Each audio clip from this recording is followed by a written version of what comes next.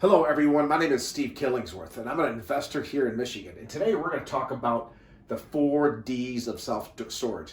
And what these Ds are, they represent historically the 4 main drivers of demand for self-storage. So let's get started.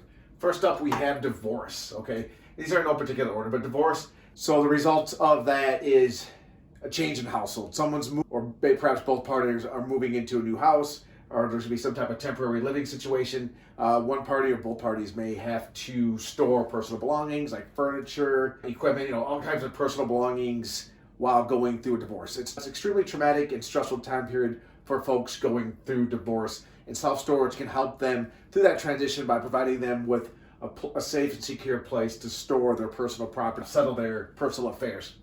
The second D of self-storage is death. Okay, it's a fact of life. We're all gonna die, unfortunately, but that's what happens. But when people die, they often leave behind personal belongings and things like of that nature that need to be handled in a legal manner, right? So if there's not a will, or even if there is a will, or everything needs to go through probate, right? The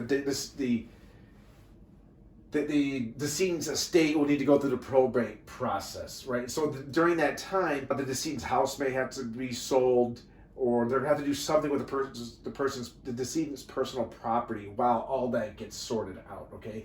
Another thing too is when, say, like a cherished member of the family dies, say grandma, dies, or the great grand aunt, patriarch of the family dies, and people family members are hesitant to get rid of and just throw away grandma's belongings and personal things. So what they tend to do is store those things until the passes of time, and they decide, okay, now we can move on. Now we can close this part of our life, and we no longer need self-storage.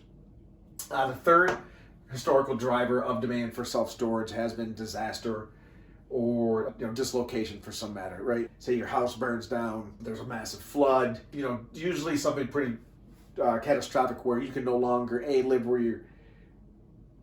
live how you previously lived, and you need to store your personal belongings until your housing situation gets sorted out. Number 4 is downsize. So as folks get older, the baby boomers,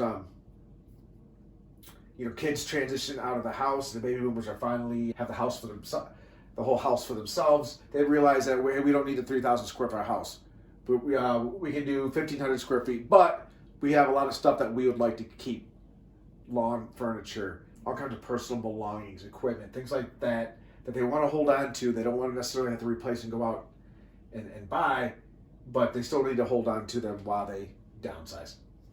And I'd like to circle back to and just touch on these first 3 demands of self-storage. And these are all emotional, hard times for our customers, right? So we need to be able to, as self-storage owners, we need to be able to have empathy with these folks on the transition that they're going through in their life. And how we do that is through great customer service and by ease of use of using our product, right? These people have enough going on. If you're going through a divorce, a death, or a disaster, you have enough to worry about rather than, can I get in and out of my unit when I need to? Will I be able to get my stuff? Is it safe? Is it secure? So I just wanted to point that out. Like, what does that really mean? What do these 4 Ds really mean? What does that say about our customer? And then number 5 down here is our bonus. We had one bonus emerging demand driver, and that's decluttering. So, over the course of the pandemic, folks have had to move, start working from home and working remotely, and needed more space at home. And that has resulted in, adding an additional room or converting a room that was previously, I think, a storage room or something, or a kid's bedroom into storage. And then they need extra space because now they just have more stuff and they have to make room for it all. So those are the 4 Ds of self-storage, plus the one emerging D that we see coming. That's already here. We'll see how that plays out in the future, but that's all I have for you today. We'll see you next time, and go blue.